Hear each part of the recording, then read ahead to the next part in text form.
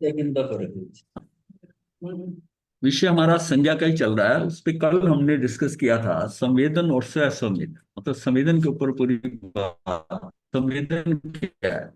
संवेदन से मतलब संवेदन का धारा जो ज्ञान की धारा, संवेदन जबकि हम उसको कोई चीज अनुभव में आती है, ज्ञान के साथ में अनुभव में आती है, तो हमें ना ज्ञान की धारा को धारा ही रहने देना है। मतलब हम अफेक्टेड ही ना हो। विचार है किसी को देखते हैं, ज्ञान की चलते उसके अंदर समझ की जब धारा लगाते हैं ना, तब हम उसको उसके ऊपर रिएक्शन करते हैं कि ये अच्छा है कि बुरा, ऐसा है कि नहीं ऐसा है। तो संवेदन आ जाता है उसमें, संवेदन मतलब उसको ना, जैसे क्या सुन रहा है, वो बस चित्र देख रहा है और उसका शर जो है ना, वो कहीं पर बटन पे हाथ नहीं रखा, बस वो घूम रहा है। ऐसी ज्ञान की धारा चल रही है। तो जैसी ज्ञान की धारा संवेदना के उसकी फील्ड में आती है और वो संवेदना बन जाती है, यानी कि भारी हो जाती, भीतर से बाहर की ओर प्रवाहित होने लग जाती। ज्ञान की धारा अगर ज्ञान में है तो वो अंदर ही है, ज्ञान में ही है। लेकिन उसमें कुछ मिक्स हो जाता है, प्रभावित हो जाता है बाहर से, तो फिर वो बाहर दौड़ती है, फिर वो बाहर दौड़ जाती, वो बाहर दौड़ जाती। तो हमें क्या है कि हमें अपनी चेतना को चेतना ही रहने दें, क्योंकि ज्ञान की धारा हमारी चेतना के साथ, चेतना को चेतना ही रहने दें। और उस चेतना में संवेदना ना बनने दे, उसको चेतना को ना संवेदना ना बनने दे। जिस टाइम हम संवेदन कर लेते हैं ना, नहीं ये अच्छा है, ये बुरा है, ये व्यक्ति ऐसा है, किसी व्यक्ति को देखकर उसके बारे में विचारधारा चलने लग जाती है, उसके बारे में विचार आने लगे, ये ऐसा ऐसा, इसने पिछली बार मेरे साथ ऐसा कहा था। वो सारी उसकी संवेदनशीलता है उसके साथ। उसको देखकर अगर देखा ठीक है, हाँ वो ये स्थिति आएगी वीतरागता के समय पे, कि हम ये कौन था, कैसा था, मेरे साथ है, ये अच्छा है या बुरा है, कुछ नहीं नजर, उसको आत्मा ही नजर आएगा कि ये एक आत्मा है खुदा। चाहे उसके सामने खूनी आ जाए, चाहे उसके सामने कोई बुरा व्यक्ति आ जाए, वो उसके अंदर से उसको एक आत्मा ही लेके चले, क्योंकि उसका अपनी तरफ से कोई निर्णय नहीं होता। और किसी आदमी को अच्छा एक आदमी कहता है, दूसरा बुरा कहता है, इसके इसका मतलब ये तो हमारी विचारधारा है, हम उसके बारे में क्या ओपिनियन बना के चल रहे हैं। और ये सबकी दृष्टि अलग अलग है, कोई कुछ है। तो पीछे से हम जहां जहां की दृष्टि लेकर, संस्कार लेकर, उसके हिसाब से हमने एक अपनी जो है ना, जिस जैसे आज जो अभिप्राय है हमारे, क्या है उसके पीछे क्या है, वो पिछले जन्मों की है। इसी सबकी डिफरेंट डिफरेंट है, डिफरेंट डिफरेंट है। तो वो हमारी जो भावधारा चलती है, पीछे का जो कलेक्शन किया होता है, उसमें आप इसको उस जीव का अभिप्राय कह दो, आशय कह दो, मंतव्य कह दो उसका, यानी कि उसका बिलीफ जो है, नहीं ऐसा होना चाहिए, ये ऐसे ही होना चाहिए। अब दोनों के बिलीफ अलग है, इसका मतलब उनके दृष्टिकोण अलग है। तो इससे अवधारणा की है मेरी, जो अगली बात है, यही भाव जो है ना, कलेक्शन करके इस जन्म जन्मों के साथ मिलकर जो मैंने बनाया, अगले जन्म बन जाता है। अब मन की रचना, हरे का द्रव्य मन, वो सोच ही ऐसी होगी है, दृष्टि है वो वैसी होगी। तो ये क्या है हमारा, है ना, वो, और एक कार्य कार्य है ना, तो जो मन हो गया कारण, कारण मन जो है ना, वो पीछे से, इसलिए कहाँ कहाँ है, डिफरेंट वैरायटी है, उनके कर्म अलग है, जीव अलग अलग घूमा है। इसको एक्सेप्ट स्वीकार भाव से चले, हम बराबर नहीं हो सकते। जो जैसा है उसको वैसा स्वीकार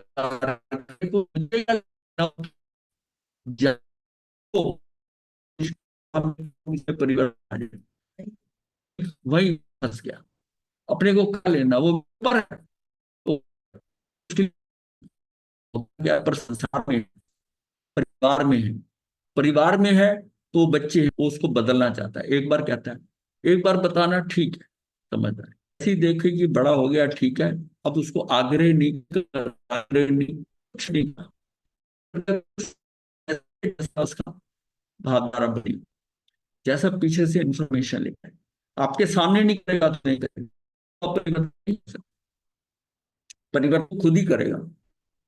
इसलिए किसी को बुरा कहना, भला कहना, समझो ये वैसा बन गया है, वो अब बात बन गया। मतलब व्यवस्था में इतना पड़ा हुआ है, आप व्यवस्था को समझिए ये कैसी है। इस व्यवस्था के अंदर यहाँ पड़ा हुआ है कि इस जीव को ये स्टेटस सुनना है, इसके कान में ये शब्द जाने हैं, क्योंकि उसके आगे की जो धारा वो बनेगी, वो उस समय पर उससे सुनेगा जिसने कानों पे उंगली रखी हुई है। अब उस पे उंगली आटा उभेगा तो हाथ हटेगा, हाथ हटेगा तो एक सेंटेंस कान में,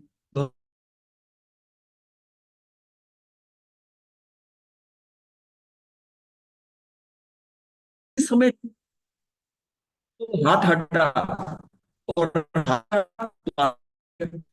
बनी हुई है, हम अपने आप को कर्ता भाव में ले रहे हैं, मैंने कर दिया, ये कर दिया।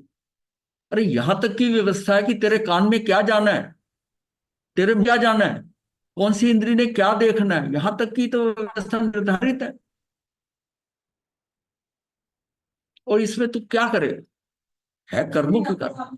हाँ, मतलब यह है कि जैसा कि इतना अंदर समझ लो कि जो कुछ हो रहा है उसको स्वीकार, इतना स्वीकार भाव हो जाए कि ये सारा व्यवस्था। मथेन बंदा में महाराज जी आवाज बहुत कट रही है आज।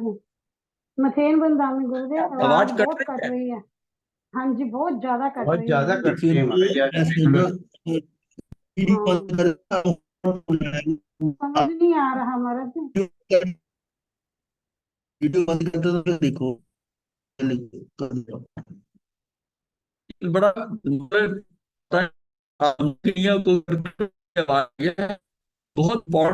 था कट रही है। ये, जो फर्क पड़ा से नहीं। अब बताइए कि कुछ फर्क नहीं जी नहीं नहीं पड़ा, कट रही। नहीं महाराज जी। प्रॉब्लम नेट की है, मेरी गर्दन उठाकर देखने की टाइमिंग भी एडजस्टेड कि इस समय मुझे वो देखना बनता है, तब देखना बनता है। तो ये सारा जो है कि इसकी timing में कौन से शब्द जानने हैं, मैंने कान में उंगली लगा रखी है पर वो मैंने सुनने हैं, तो उसके लिए क्या हुआ कि निमित्त क्या बना,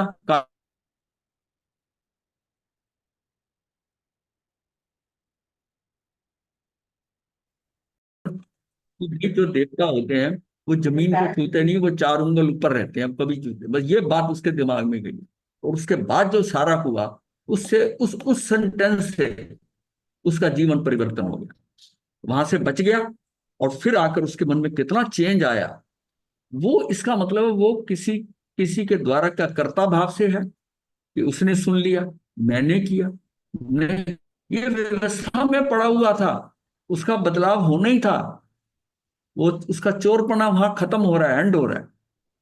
तो ये सारी टाइमिंग जो है, ये सारी व्यवस्था है, इसको सहज भाव में लीजिए। इसका मतलब जिसका जो परिवर्तन होना है वो तो सिस्टम में पड़ा हुआ है। अब तुम जबरदस्ती परिवर्तन करने की कोशिश कर रहे हो, नहीं होगा तो नहीं होगा, जो जब होना है उसका वो हो जाना है। तो फिर पर के लिए मैं क्यों फंसी, मैं रिएक्शन करता हूं, मैं उसमें कुछ नहीं कर सकता, मेरे में कर्ता भाव नहीं, इसको मैं बदल दूंगा, इसको मैं ठीक कर दूंगा, ऐसा नहीं है, नहीं कर, उसने जब बदलना होगा बदल जाए। तो ये चीजें हमने समझना कि ये व्यवस्था जो है ना, तो सिर्फ ये है कि मैं अगर बाहर प्रभावित नहीं होता तो मेरी चेतना चेतना रह जाती, और अगर मैं प्रभावित होता हूं तो वो क्या है, वो संवेदना में आ जाता, तो मेरी सेंसिटिविटी बढ़ जाएगी, मैं उसमें प्लस माइनस करूंगा, देखूंगा, मेरे अंदर भाग चलेंगे, बहुत से गड़बड़ हो जाएगी। तो ये हमारा कल का जो था ना, ये सारा था। एक हमने बात की संवेदन और स्व संवेदन, दोनों में फर्क है। संवेदन अलग बात है, स्व संवेदन होना ये तो अच्छी बात है, जो स्व का अनुभव हो रहा है अपना। जैसे मैं अगर अपने, मैं बाहर प्रभावित नहीं होता बाहर से और अंदर चला जाता हूँ, जितनी तरह निर्मल होगी उतनी उतनी अंदर जानी शुरू हो, जितना जितनी चेतना के अंदर ये सारी विक्रियाएं हैं, वो अंदर ठहरने नहीं देगी।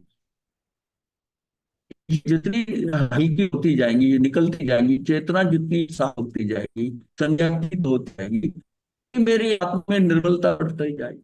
और जितनी जितनी आत्मा निर्मल तो होगी, उतना मैं अंदर टिक पाऊंगा। बाहर की डिस्टर्बेंस मुझे हल कुछ नहीं करेगी। तो जहां हमारा ज्ञान चेतना विशुद्ध रहती है, जहां अपनी आत्मा का अनुभव होता है, शुद्ध चैतन्य का अनुभव होता है, वह संवेदन है। तब वो संवेदन बाहर वाला नहीं है। अपना संवेदन करना एक बहुत अच्छी बात है, जिसमें स्वयं का अनुभव हो जाए। क्योंकि सुख यहाँ पड़ा हुआ है, यहाँ और कोई प्रॉब्लम नहीं है, यहाँ पेशाई नहीं, यहाँ कर्म बंद नहीं होता। ये सेफ पॉइंट है बिल्कुल ही इस जगह पर। आप जितना ज्यादा इसके साथ है, उतना ज्यादा आपकी आत्मा जो है निर्मल हो जाए, बाहर बच जाओ, उतना उतनी पड़े कि आप अपने घर में हो। आपका घर आत्मा है। आप अपने घर में हो तो बाहर धूल मिट्टी आंधी से, सबसे बरसात से आप बचे हुए हो। अपने घर में सेफ है। हम अपने घर में रहना नहीं चाहते, हमें बाहर चीजें बड़ी लुभाती हैं। हाँ, तो सारी साधना क्या है कि मैं अंदर रुकना शुरू कर दूं। अंदर रुकूंगा तो अंदर बदलता रहूंगा, मैं और रुकूंगा।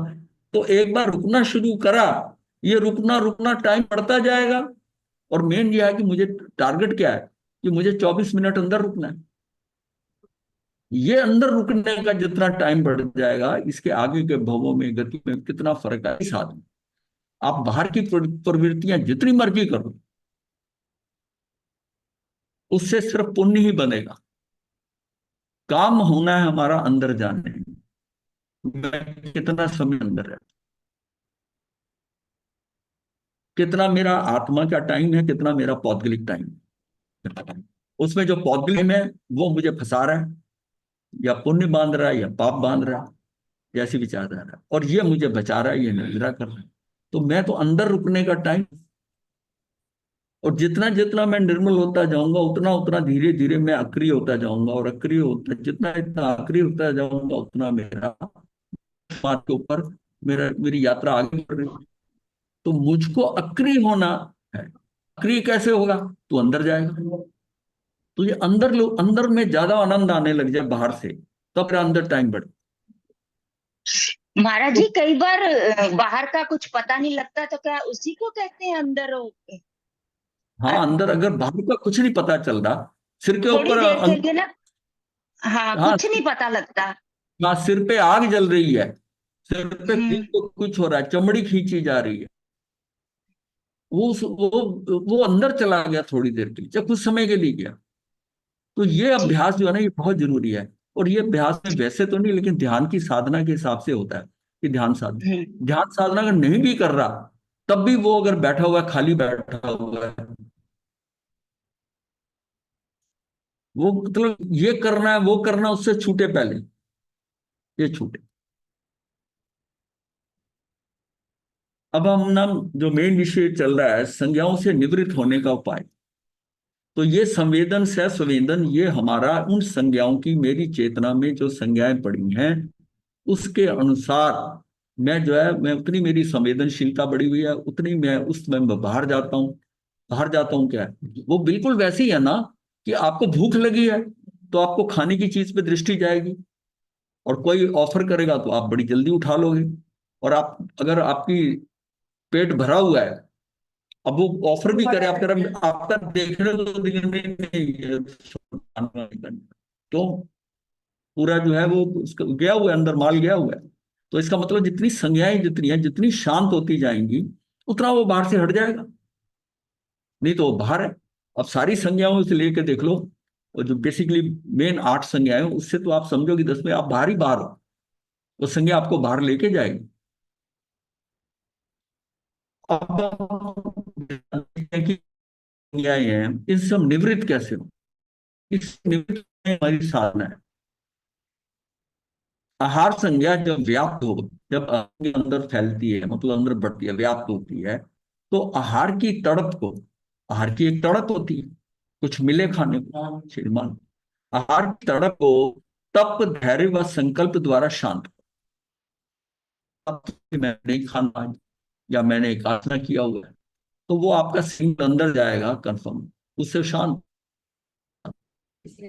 हाँ, वो आपका है ना, ऑटो सजेशन दे दिया आपने, तो भाई आज आज एक बार मिलेगा, दोपहर को ही मिलेगा। हाँ, आपने संकल्प कर लिया ना, जहां आपकी इच्छा साथ जुड़ती है उसके, तो नहीं नहीं होना चाहिए, लेट हो गया, आधा घंटा हो गया, खाना क्या बता नहीं बना, उतनी बढ़ गई, और आपने कह दिया कि नहीं आज मिलना नहीं। तो उसको क्या है कि अंदर सिस्टम को पता है कि तुझे बाहर से कुछ यहाँ नहीं मिलना, तू अंदर से कर ले गुजारा, तो वो अपने स्टोर में से माल निकालता है। वो कहीं ना कहीं आपका पड़ा हुआ माल जो है ना, उसको पता है कि इससे वो अपने सिस्टम में वो वहां से निकाले। हाँ हाँ, इसलिए कई बार कहा है कि तप में कई बीमारियां ठीक हो जाती हैं, कि वो जब लंबा तप करता है, उसमें वो उस माल को निकालते निकालते जो इन्फेक्शन जो टॉक्सिन पड़े हैं उसको भी खा जाता है, वो बीमारी ठीक हो जाती है। भूख लगी हुई है उसके, उसको तो कोई फर्क नहीं है, उसको तो कंज्यूम करना ही है, वो वहीं से निकाल लेता है, वहीं से निकाल लेता है, और उनका लंबा तप किया और ये बीमारी ठीक हो गई। तो आहार की तड़प को तप धैर्य व संकल्प द्वारा शांत करो। उपवास, उनोदरी, अयंबिल, अभिग्रह, रस परित्याग, नीति संक्षेप, सेवा विनय द्वारा, सेवा और विनय द्वारा। अच्छा ये भी है कि आपने मान लिया सेवा और विनय में लग गए, किसी के कार्य सेवा करने लगे, शुश्रूषा कर रहे हैं किसी दूसरे साधु की, आपको भूख नहीं लगी, उसमें अगर आपको रस आ रहा है, आप व्यस्त हो गए, आप किसी ग्रंथ को लेके पढ़ने लगे, उसमें आनंदित हो गए, मजा आ रहा है, समझ आ रहा है, कुछ आ रहा है, भूख नहीं लगी, खाली बैठे हैं, इधर उधर ध्यान जा रहा है, घड़ी की तरफ ध्यान जा रहा है, अरे वही वही वही उसकी भूख लगाई, घड़ी देख के भूख लगाई, अब उसमें आनंद आ रहा था, उसको पता ही नहीं। तो इसमें क्या है कि ये सेवा और विनय द्वारा उमंग को प्राप्त करो। अगर सेवा की और विनय की उमंग आ गई, तो फिर भूख भूख का इतना नहीं पता चलता, उमंग प्राप्त करो, जिससे कि हमारे अंदर पशुत्व यानी आहार भोग खत्म हो जाती है। अगर आपको किसी काम में कर रहे हैं, रात को बहुत आनंद आ रहा है, अब जब पढ़ते थे तो उस टाइम कोई सब्जेक्ट अच्छा समझ में आ रहा है, ये आ रहा है, तो पता नहीं रात के कितने बज जाते, हाँ नींद नहीं आती, तो उसमें आनंद आ रहा था, और नहीं समझ आ रहा हो, भारी पड़ रहा हो, तो उसमें एक बार पढ़ा दो, चलो सो जाते हैं, तो नींद नींद आ गई, नींद आ गई। बात सारी हमारे इंटरेस्ट की है। कहाँ शरीर ले लो, मन ले लो, सो जाते हैं, इंटरेस्ट नहीं है, हैं?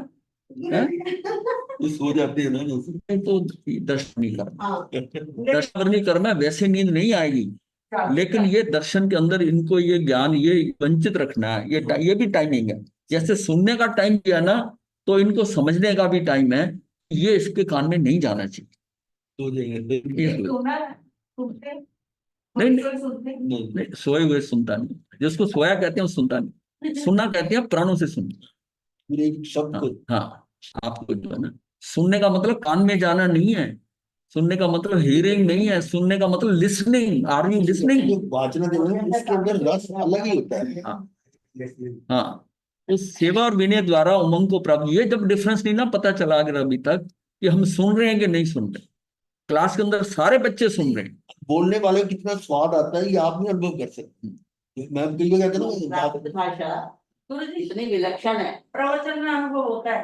हाँ, तो ये उपवास, नोदरी, एम्बिल, दोनों शब्द दिए हैं, ये दोनों शब्द आते हैं सुनकर, दोनों का अर्थ है सुनकर, तो चार सम्मत, एक है हियरिंग, एक है लिसनिंग, थोड़ा साथ बताएं शब्द। चलिए, सेवा और विनय द्वारा उमंग को प्राप्त करें, जिससे कि हमारे अंदर पशुत्व आहार भोग निद्रा गिर जाएगा, पशुत्व गिरने से मनुष्यत्व बढ़ता है। अब उसमें वो चीज तो वही है चेतना में, जितना जितना मेरे अंदर पशुत्व है, इसका मतलब मनुष्य का तत्व वो कम है, वो कम है, और मेरे अंदर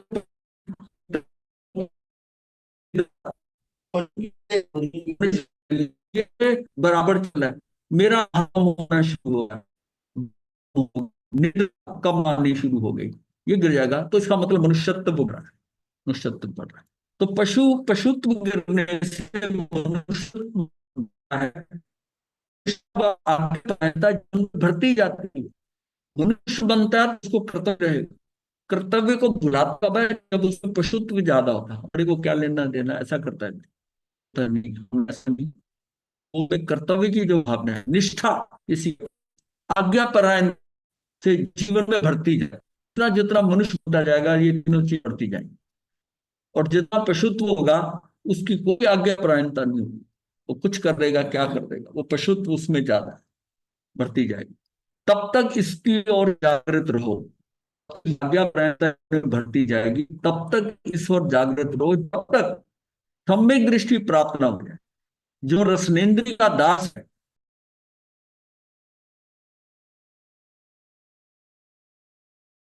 तब तक ये लास्ट में संगीत का बहुत इंपॉर्टेंट पार्ट था, ये जो है। और ये दोबारा, इंद्रिय का दास है तो मानो वो सब इंद्रियों का दास है, रस लोलुपता का त्याग करके नियंत्रित परमित आहार करें। बात यह है कि उपवास करने को इंपॉर्टेंस दे रहे हो या रस परित्याग को इंपॉर्टेंस दे रहे हो।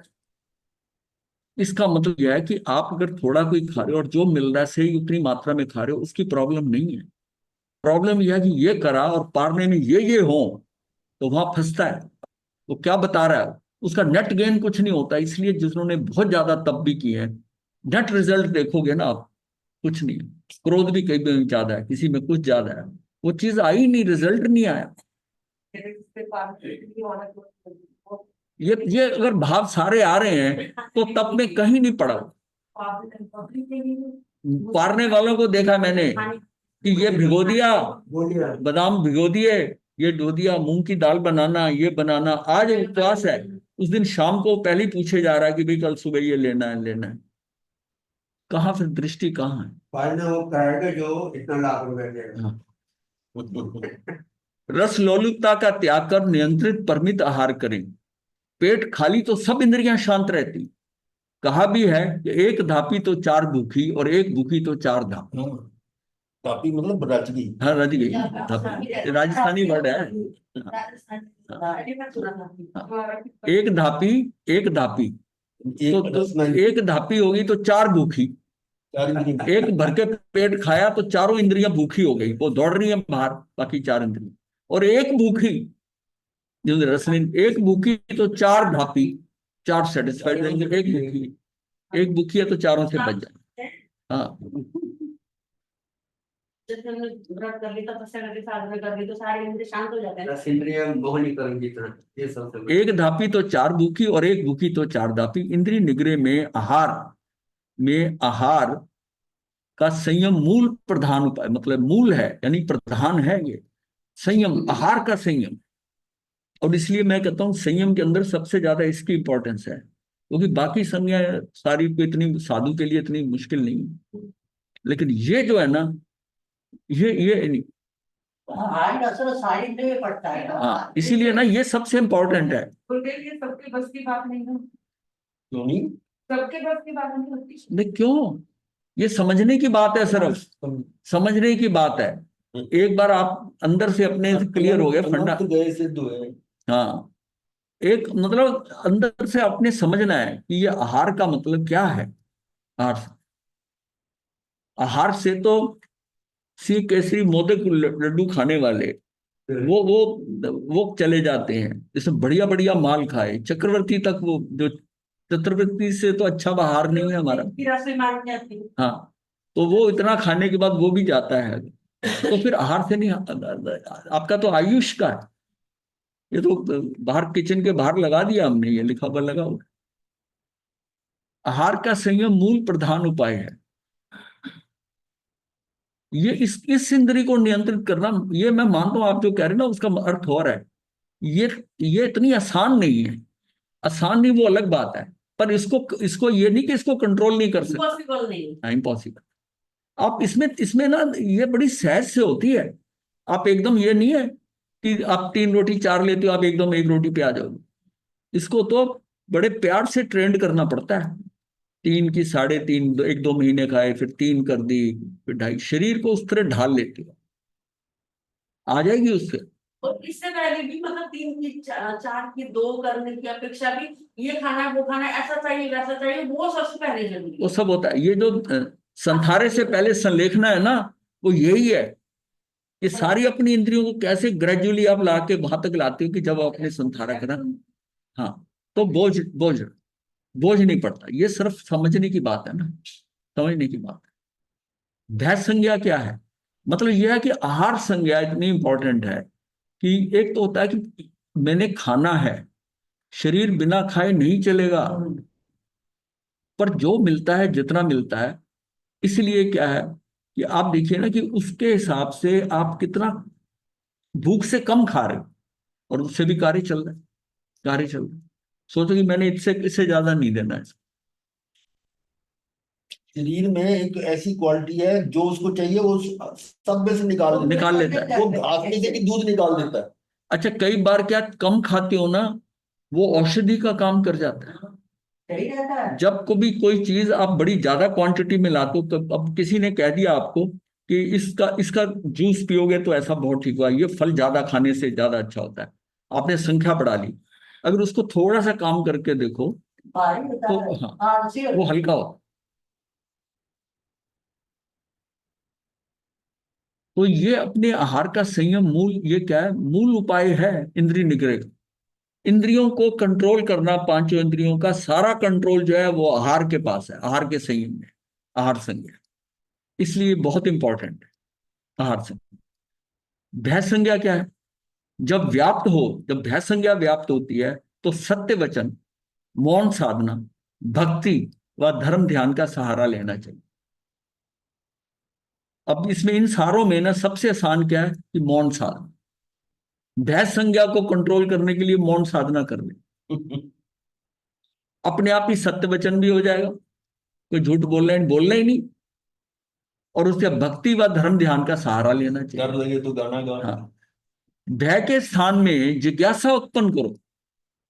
जब भय में होता है ना तो कोई चीज जिज्ञासा नहीं उत्पन्न होती, क्योंकि वो भय में ही फंसा हुआ है। जिज्ञासा उत्पन्न करो, ज्ञान पिपासा से जानो। ये है ना, इसलिए इसलिए होता है कि जब मौन करते हैं, मौन से निर्विचारिता, निर्विकारिता ये अंदर आती है इस इंद्री से। हर एक के अपने अपने है ना। निर्विचारिता, विचारों से तो संबंधित वह है। विचारों से तो संबंधित है। निर्विकार, आपके अंदर विकार ही नहीं रहे, मेरा ये ना हो जाए, मेरा वो ना हो जाए। निर्विचारता, विचार ही नहीं आ रहे किसी बारे में। हाँ, हाँ। मौन, मौन कैसे, ये इस संज्ञा को मतलब अपने अपने को देखना है कि आहार संज्ञा कैसे कंट्रोल करूं। मुझे अपना आहार थोड़ा कम करना, एक बात। दूसरा यह, ये खाना वो खाना, कोई रस परिता के साथ चलेगा, आपकी फेवरेट डिश ये है, उससे बचना शुरू करो। अब जैसे मिठाई बड़ी अच्छी लगती है, हाँ, नहीं बोला मैंने। सब लोग हाँ, तो वो उसका मतलब है कि उसमें हम फंस गए, उसमें फंस गए। और ये क्या कि ये रोलता है, आपने सारी त्याग कर कर और उसका रख लिया कि महाराज ये रख दो, ये फंसने का कारण। वो गलियां रखनी है जो, वो फंसता है, इसका मतलब उसमें फंसा। वो कमजोर। इसका मतलब सारा अपनी जो है ना उसको उठाकर वो उस एक आइटम पे ले आए। वो बनियागिरी है। ये फंस गया वहां पर, फंस गया।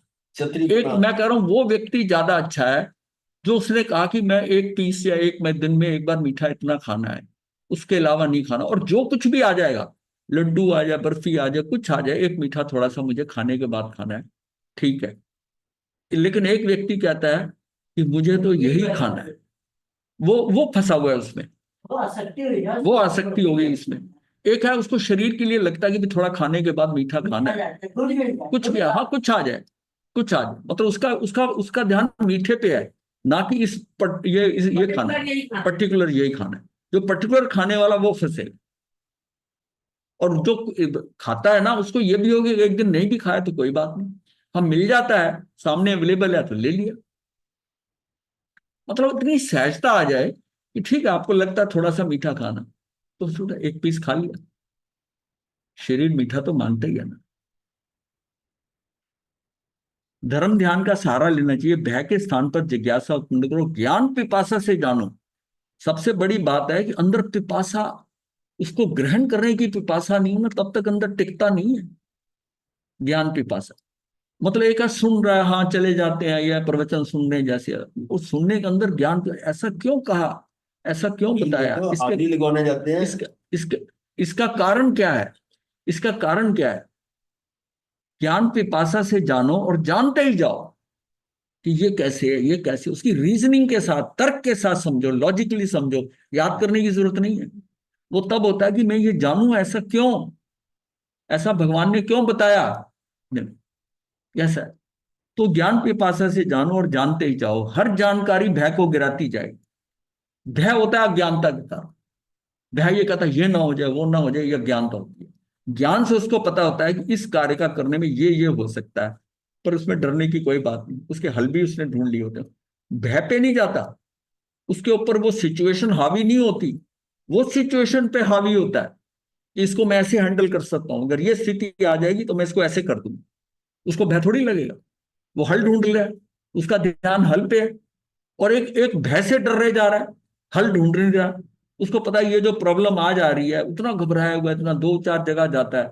तो एक जना कहता है ये तो वहां तो मेरा भाई लगा हुआ है, तो वहां से ये तेरी है, तेरी है। वो देखता धीरे धीरे सारी प्रॉब्लम हल होगी, मैं वैसे ही डर रहा था। और अल्टीमेटली जो उसका भय था, वो चीज सामने आई ही नहीं जिसका उसके डर था।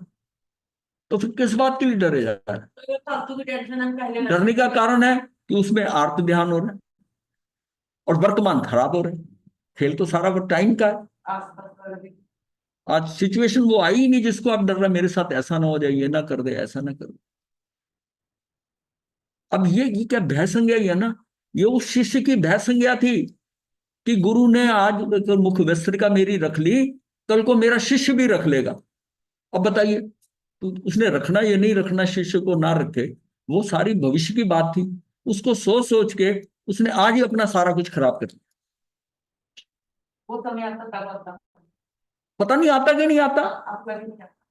ये भी होता है कि कोई हल्की सी छोटी सी चीज है, गुरु ने रख ली, कोई भारी बड़ी चीज महंगी हो, कहेगा नहीं नहीं आप रखो, तुम्हें क्या दिया। तो उसके बदले आप कितना हाँ, क्या मिल जाता। उसको अपनी मुपत्ति नजर आ रही है कि उन्होंने रख ली, उन्होंने तुझे क्या दे दिया, क्या कर दिया, उसके ऊपर ध्यान नहीं है। और तुझे उनसे क्या मिल सकता है, उस पर ध्यान नहीं है। 5 मांग और लेकिन भय क्या है कि यार उसकी सारी सोच सिर्फ भय से थी, ये ना कर दें, ऐसा ना कर दें, ये तो मेरी हर चीज, ये तो मुझे आगे बढ़ने नहीं देंगे, मेरे शिष्य नहीं बनने देंगे। इसको कहते हैं ओवर थिंकिंग, फजूल में सोचे जाना किसी हाल को। इसको थोड़ी सी चीज पकड़कर उसको उठाकर दूर तक खींच लेना। इसको उल्टा भी तो सोच सकते हाँ, इसका उल्टा भी सोचता क्या हुआ, गुरु गुरु ने रख ली तो। हैं। एक गुरु की कृपा से मेरे को मिल गई। हाँ, हर जानकारी भय को गिराती जाएगी, विश्वास होगा कि मेरा कुछ भी कोई नहीं बिगाड़ सकता। जिज्ञासा तब तक रहनी चाहिए जब तक कि जिन न बन जाए। मतलब है कि अहिंसा को समति पूर्वक साधो और शनि शनि निर्भय बनो। और उसका आता है ना, संजय राजऋषि का, वो किस तरह उसने कि दूसरे को अभय देकर हमें देकर अभय हो जाओ, अभय हो जाओ, अभय हो जाओ। भयांत नहीं तो भवांत नहीं। हाँ ठीक है, गाने की ना। भयांत मतलब भयांत नहीं एक अंतर तो भवांत नहीं, भव नहीं जाएंगे। ये भयांत खत्म ही करना पड़ेगा। भयांत, भय भय का अंत नहीं होता तो भवों का अंत नहीं होगा। क्योंकि ये पूरी संज्ञा अंदर भय का पड़ा हुआ है, हर चीज में डरे जा रहा है।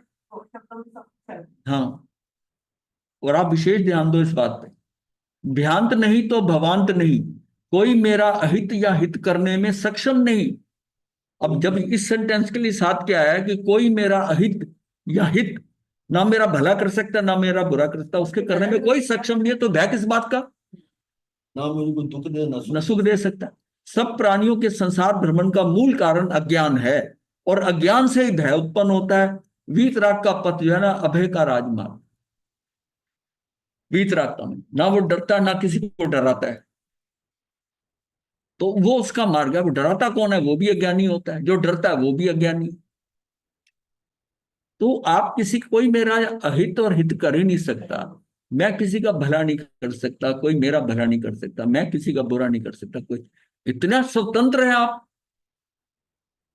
और आप इसको ये सोचे कि मैं किसी का नहीं, कोई मेरा नहीं करता, तो आप हमको ये समझे कि जैसे मेरा कोई करने वाला नहीं। नहीं, ये तो तुम्हारी सबसे बड़ी स्वतंत्रता है कि उनके साथ रहते हुए करते हुए वो आपके अंदर इंटरफियर नहीं कर सकता, और आप समझते हो कर रहा है। ये सबसे बड़ा मिथ्यात्व। कोई आपके अंदर से, आपके जो क्रियाएं हैं, जो आपकी सोच है, उसमें कोई इंटरफियर नहीं कर सकता, और ना आप किसी में इंटर करते। ये सबसे बड़ी स्वतंत्रता है। और हमने इसी को ही नहीं समझा, इसने मेरा बुरा कर दिया, इसने वैसा कर दिया। ये सबसे बड़ा मिथ्यात्व है, सबसे बड़ा मिथ्यात्व है।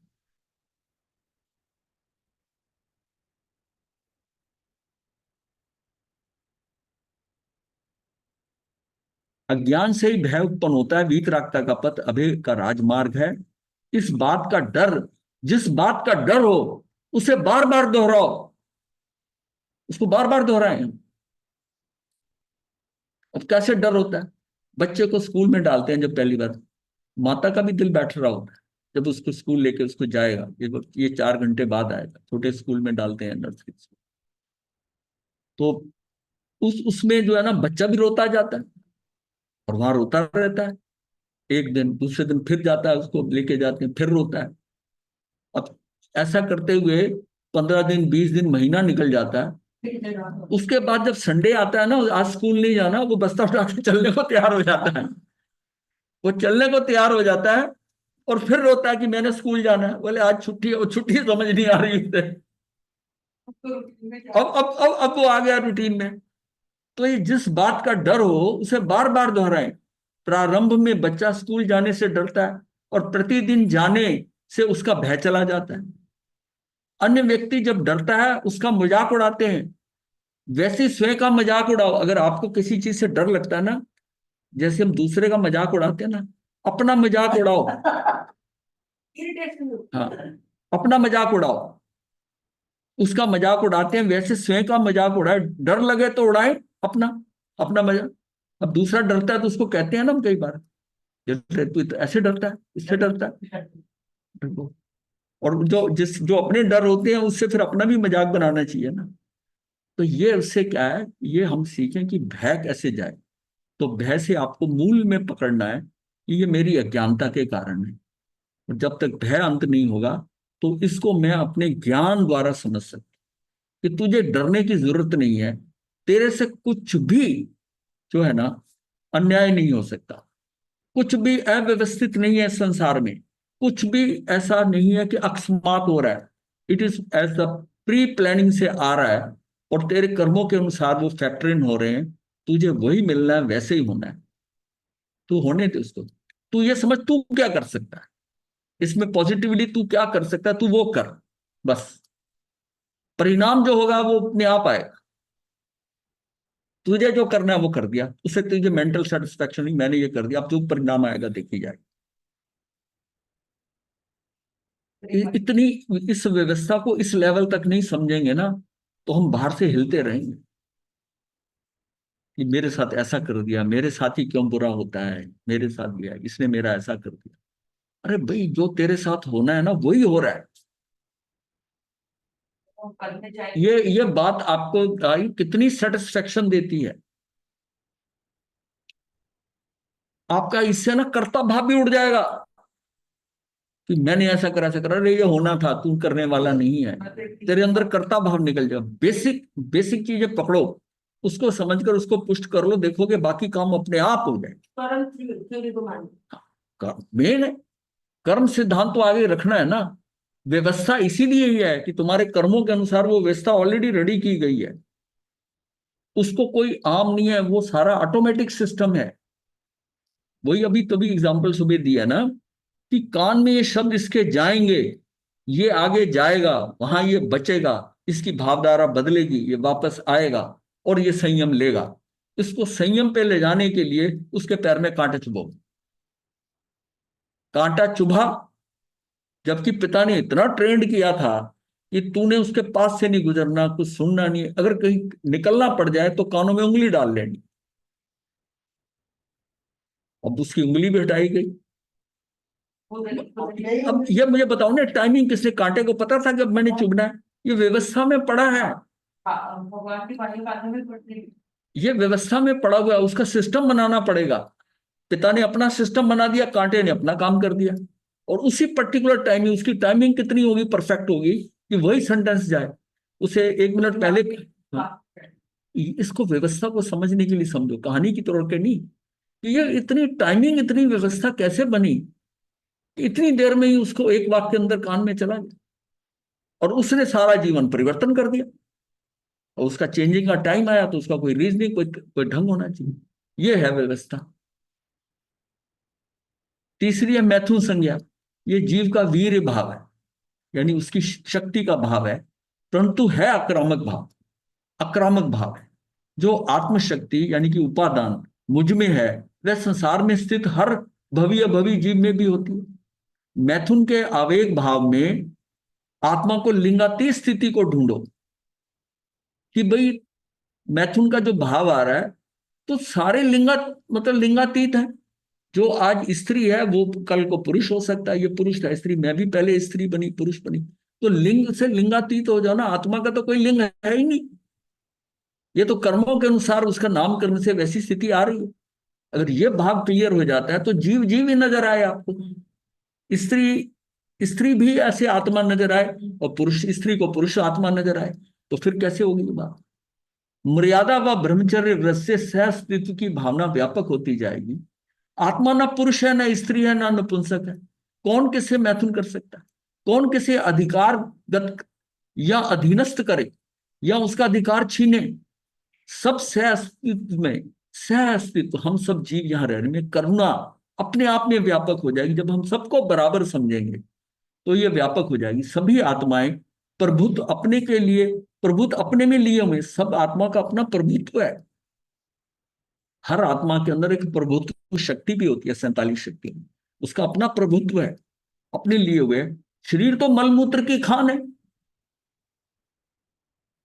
ऊर्जा प्राण धारा का ऊर्ध्वगमन होने से अपने में परिवर्तन अनुभव होने लगेगा।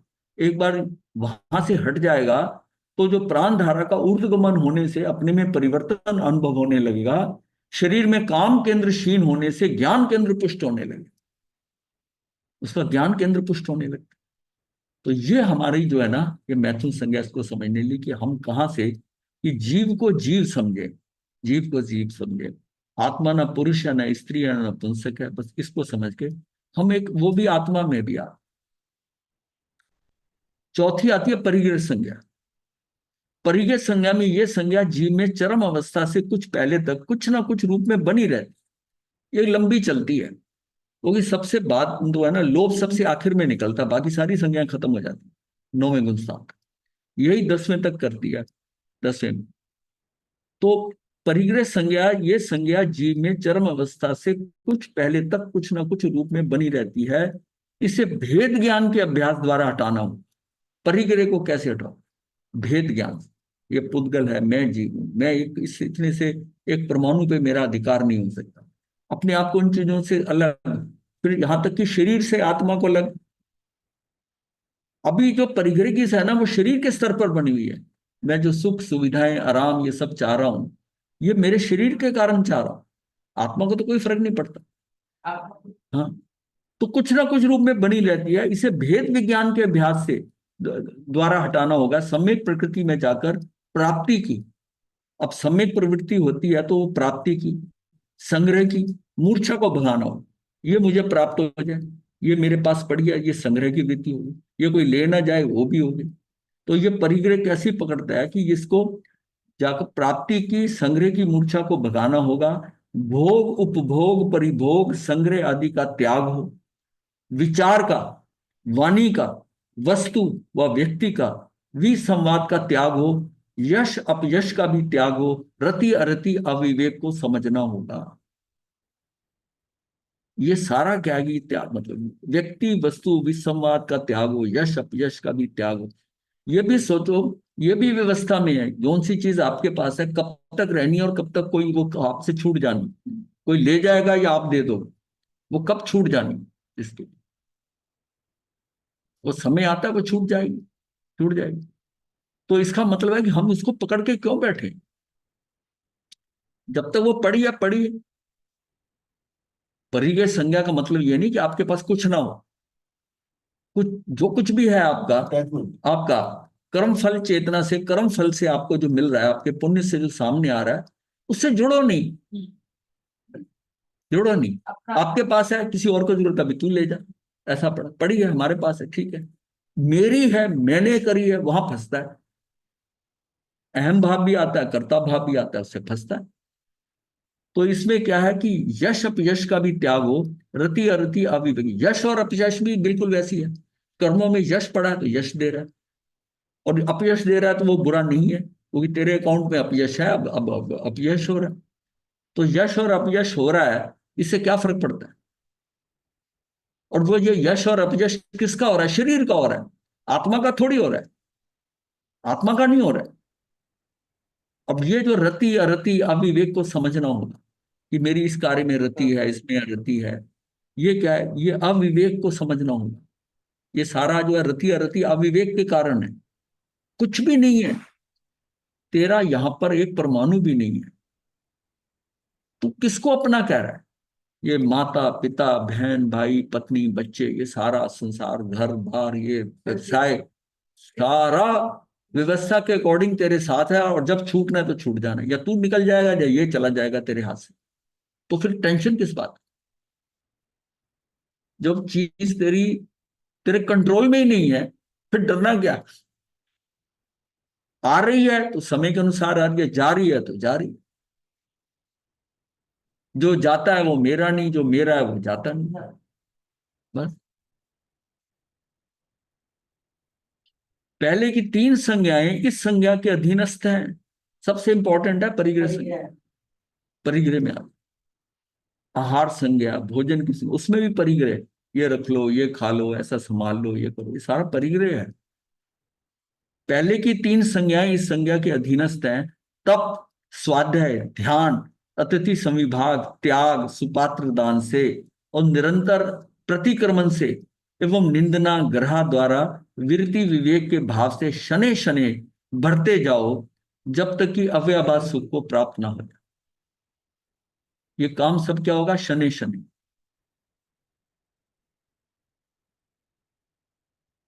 तप, स्वाध्याय, ध्यान, अतिथि संविभाग, त्याग, सुपात्र दान से और निरंतर प्रतिक्रमण से एवं निंदना गृह गृह द्वारा विरति विवेक के भाव से शनै शनै भरते जाओ।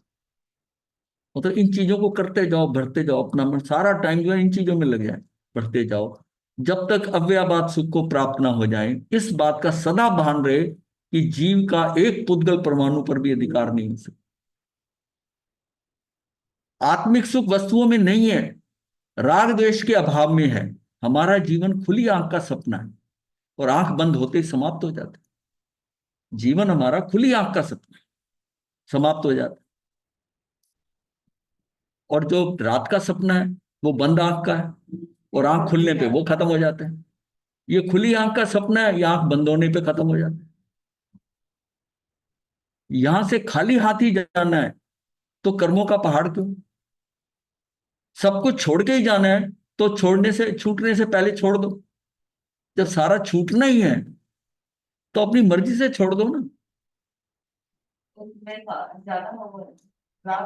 हाँ, कोई आपकी जेब काटे या आपसे छीन के ले जाए, डाका मारे, उससे पहले आप ही दान कर दिया, आपने आप ही ने दान कर दिया।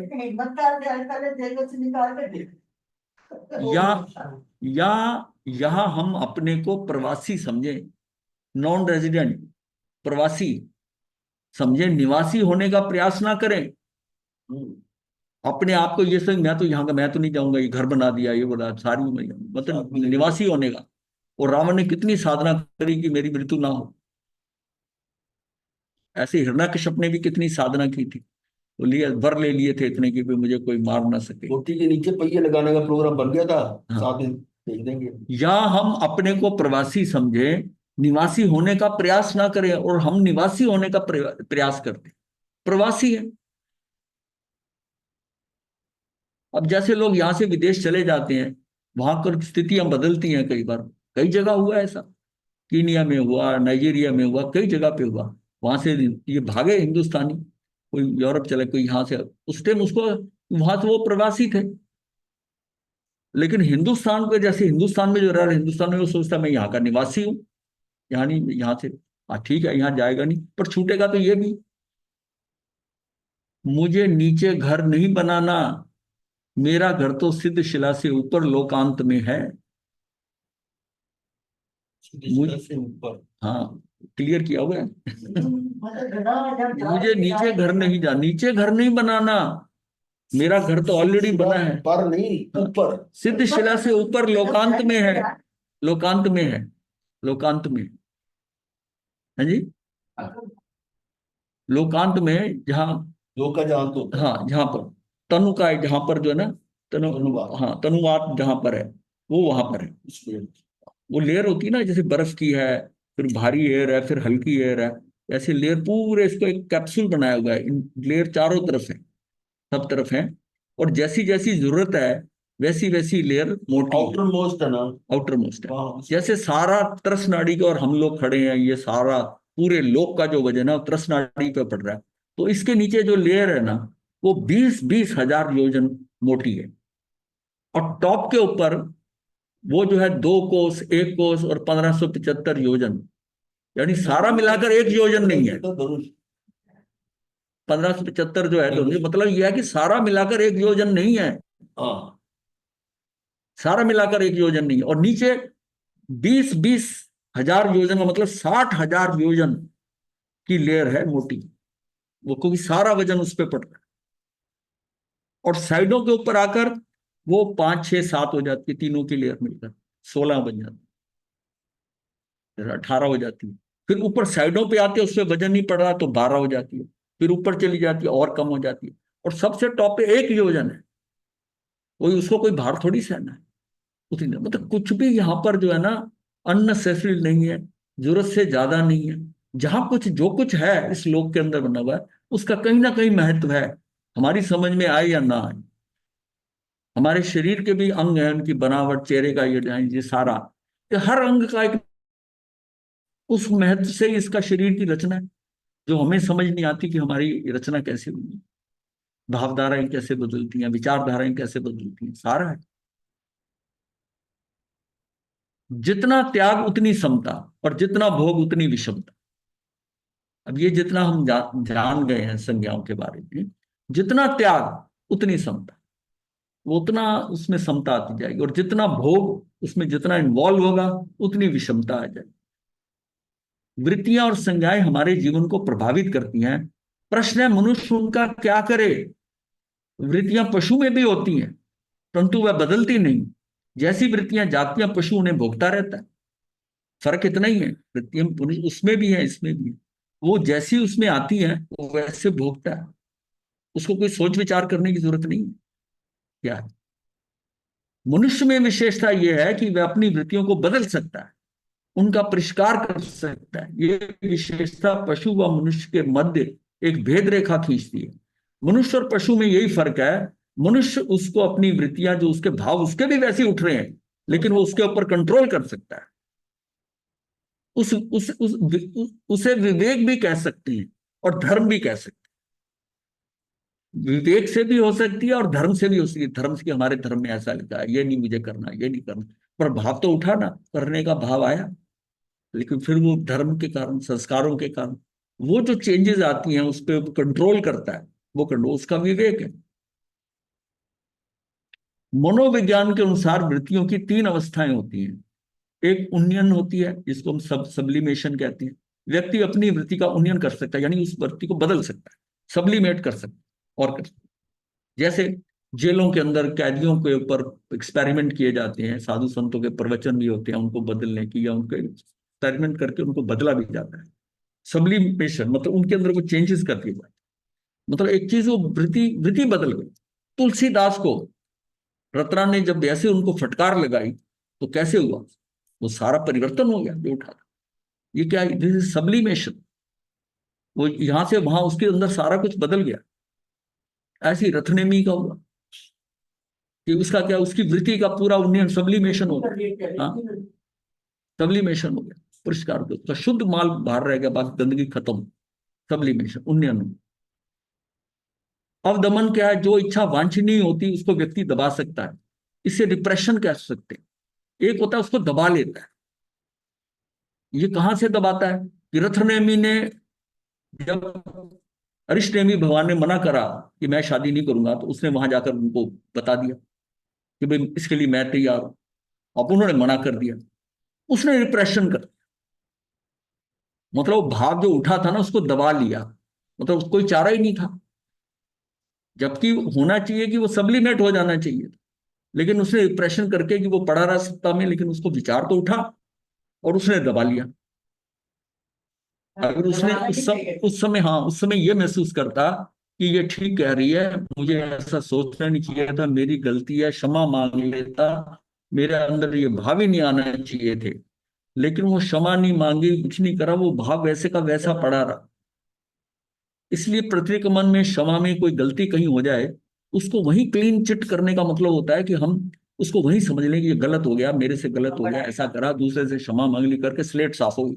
आप, और अगर आपने ये कहा कि उस स्लेट को उल्टा कर दिया कि नजर नहीं आया, ठीक है, लेकिन लिखा हुआ नीचे है, उस स्लेट के दूसरी साइड पे लिखा हुआ, वो पढ़ा है, और आपने उसको गलती नहीं मान रहे कि गलत किया, बस आपने उसको टाइम उसको उल्टा कर दिया, वो लिखा हुआ है, और जैसी स्लेट सीधी होगी वो आ जाएगी, वो आ जाएगा। ये अवदमन हो गया। तीसरा रूपांतरण, रूपांतरण क्या, मनुष्य वृत्ति का रूपांतरण यानी कन्वर्शन हो जाता है, वृत्ति का ही कन्वर्शन हो जाता है। कैसे होता है? अनाथी मुनि ने, अनाथी मुनि ने मतलब रूपांतरण कर दिया शिरानिक राजा, उसका बदलाव कर दिया, रूपांतरण कर दिया। तो ये रूपांतरण जो होता है ये किसी मतलब ये फिर दूसरे से, सब्लिमेशन अपनी वृत्तियों से होता है, मनुष्य वृत्ति का रूपांतरण मतलब उसको ना कोई सहयोग मिलता है, कोई ऐसा। ये तीन प्रकार की अवस्थाएं होती हैं, इनमें से सबसे अच्छी प्रक्रिया पद्धति उन्नयन की मानी जाती है। दार्शनिक फ्राइड ने वृत्तियों का मूलभूत आधार काम यानी यौन को माना है। काम वृत्ति का परिष्कार होता है, काम की भावना जागी, उसका अवदमन कर दिया या उसका रूपांतरण कर दिया, किंतु सबसे अच्छा माना जाता है कि उसका सब्लिमेशन कर दिया, सबसे अच्छा कि सब्लिमेशन कर दिया, परिष्कार के साफ सुथरी उसमें सार निकाल, सब्लिमेशन ये होता है। सब्लिमेशन को समझना हो ना, तो जैसे कोई चीज आपका पाउडर है या कुछ है, उसको हम डालते हैं केमिकल को, उसके ऊपर एक कोई चीज रख देते हैं और उसका भाप से उड़कर वो ऊपर आती है, उसका सार ले लेते हैं, सार ले लेते हैं, वो जो ऊपर आता है ना उस प्रोसेस को सब्लिमेशन कहते हैं। आपने किसी का अर्क बनाना है, वो आकर उसका सार निकाल दिया उसमें से, सारे ढेर में से, उसमें से गर्म करा, वो क्या हुआ, वो उसका सब्लिमेशन, सब्लिमेशन उसमें शुद्धता, शुद्धता को बाहर निकाल लिया सारी, डिस्टिलेशन, डिस्टिलेशन हो रहा है। वो जो है भाव वाला है। सब्लिमेशन जो एक शब्द आता है साइंस में, ये भी होता है सब्लिमेशन में, फनल रखकर वो पाउडर उसकी साइडों पे जम जाता है, वो सब्लिमेशन, वो सब्लिमेशन, वो सब्लिमेशन। सब्लिमेशन यानी कि उन्नयन कहते हैं। व्यक्ति कला, शिल्प या साहित्य में चला गया अथवा धर्म में इतना डूब गया कि उसे काम वृत्ति का भाव ही नहीं रहा, जैसे तुलसीदास का था, उठता है, अर्थात काम वासना की वृत्ति लुप्त हो जाती है।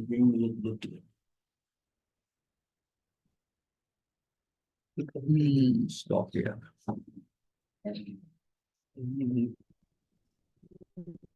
चलेगा नहीं।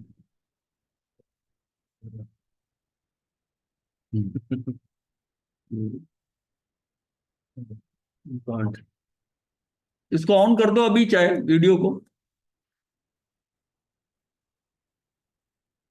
हाँ नितिन जी कर दें, हो गया। महाराज जी आप कर लीजिए। हाँ जी कर, गया। ठीक है, अलाउड कर दो। हो नहीं रहा, ओके नहीं अब करो, थोड़ा, नहीं आप दोनों ही करे जा रहे हैं ना, वो भी कुछ करे जा रहे हैं, तो मना कर रहा है, बोल रहा है, तो क्या चाबी हो, एकासन करा दो। धारणा प्रमाण दूसरे मथे नहीं हो ये बंदा महाराज जी। चलो नहीं, वो अलाउ नहीं कर रहा। मथे बंदा महाराज जी। मथे है मैडम, हाँ जी, चाहता मतलब हाँ जी, ये कैमरा तो चल नहीं कैमरा रहा। नहीं चलेगा, ये बंदा भी महाराज जी। 8 मई की। हाँ हाँ जी, मथे बंदा महाराज जी। हाँ जी,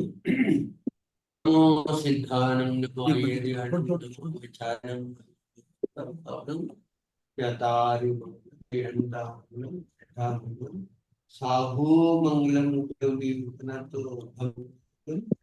चतारी लघुत्मा अरिहंता लघुत्मा सिद्धा लघुत्मा साहू लघुत्मा भैरवी अनंत धम्मो लघुत्मा हरि शरणं प्रपद्ये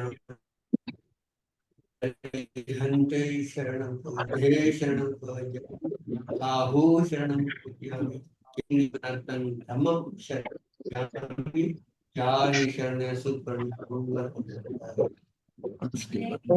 मते बंदा महाराज जी मथेर बंदा